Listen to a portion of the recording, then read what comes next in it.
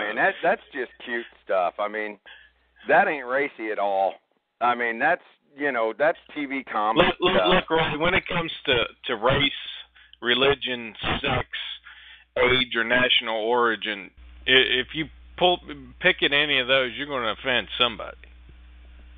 Happens. Well, then you really can't make anything without offending somebody. Yeah, I know that's the fun true. part. If someone's not bitching, you're not doing your job. I mean, you might as well quit tiptoeing around it then and just do the deed, Yeah, but I mean, like, if you're doing an offensive comic, though, and they know it's offensive and it's in a class by itself, you don't usually get anything. It's like when you're, doing something that's rated G, and then you bring it up, and then it's a problem. Oh, I got a story about some controversies, but I'll save that for a little bit later. No, we'll break the question out. We'll break it out early. What's the strangest email response or email you ever got? Whip it out, man. That's right. Oh, I got a story for you. I got a mail one time for this is the second year of psych ward, and it was basically, your comic is funny, but you can't draw worth a shit. And here's the funny ending of that story. She eventually became my, well, at the time, girlfriend. Now it's ex-girlfriend. So that says a lot about you. You must have neglected her. Oh, snap. Oh, she wasn't that bad until we broke up. It was more or less kind of a joke sort of thing. It wasn't even But anyway, and your girlfriend just came on the line. Let's have a talk with her, shall we? Are you talking bad about me again? Oh, man. It's like, I hate you. I love you. I hate you again. And if I wanted to, I'd talk all sorts of stories about my ex-girlfriend, because a lot of Lizette is based on her, to be honest. But you were right, Paul. The best pain, the best comedy does come from pain. So anyway, Bad Apple. You want to know a little bit about Bad Apple, right? Yeah. Okay. Well, Bad Apple it started off as kind of a pun, and it wasn't, I think it was 6 months after my girlfriend broke up with me, and I kind of had this idea I wanted to do illustrations for that same college newspaper, something to support news articles and such. And I didn't want to work on psych ward as much, because it's in order to come up with good topics for that takes up most of my time. And considering I was doing the illustration thing for an independent study, it's I might as well have another comic in there as some filler space, but I want to try and do something completely different. And then I thought of this inside joke that I kind of had with my ex-girlfriend. It was she had this T-shirt from someplace in a mall. I don't remember where she got it from, but it had all these little fruits with these dotted eyes and all these happy smiles. And one of them was a little apple with yellow teeth and kind of frowning, kind of like the expression that the bad apple has. And it's the joke was, every time I touched that little spot on her shirt, I'd pretend that it bit me. So it's it started off as an inside joke, and it's it's kind of a cute little concept. It's let's do something like that. Let's see if we can make something for 14 weeks, because that's how long a semester usually was. Let's do something for 14 weeks, see how it turns out. Do something completely different from psych ward, something a little G-rated.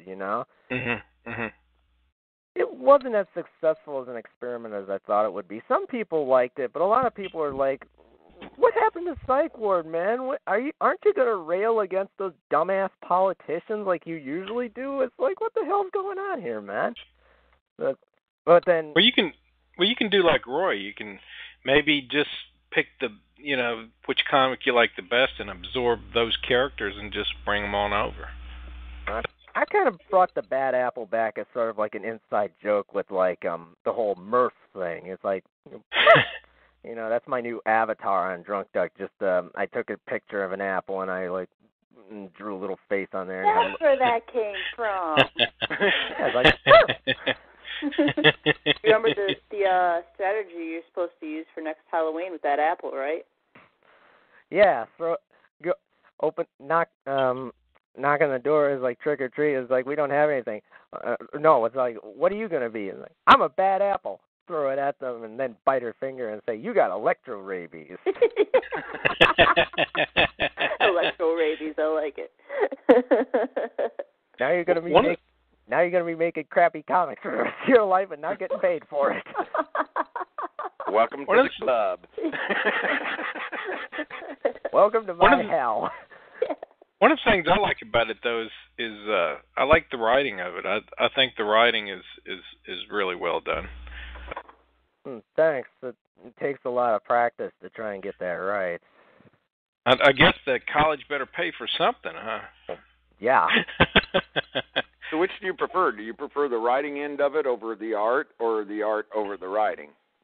I try to balance it out a little bit. Like I try to keep my art a little bit simple because I could draw a lot better than what you've seen in Negligence if I wanted to. If you've ever seen if you saw the life drawing pictures I posted up on Drunk Duck and such, I can do better than little bobble-headed kids.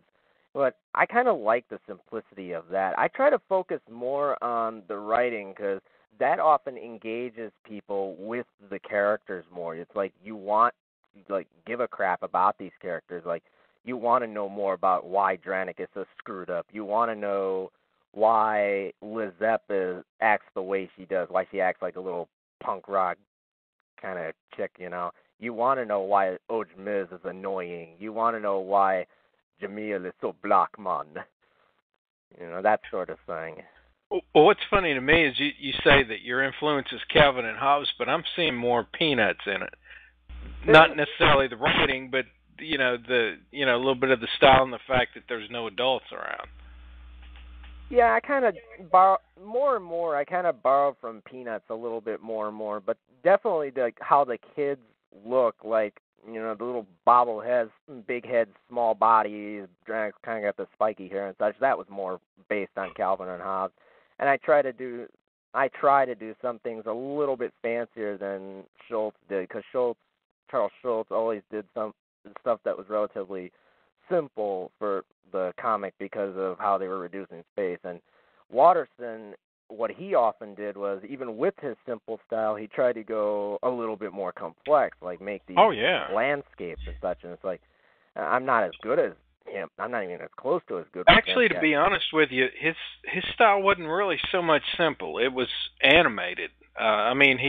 He took perspective and exaggerated it to the point of ridiculous, but still, he had a perfect understanding of what perspective was before he tinkered with it and maneuvered it around to look artsy in his comic. Yeah.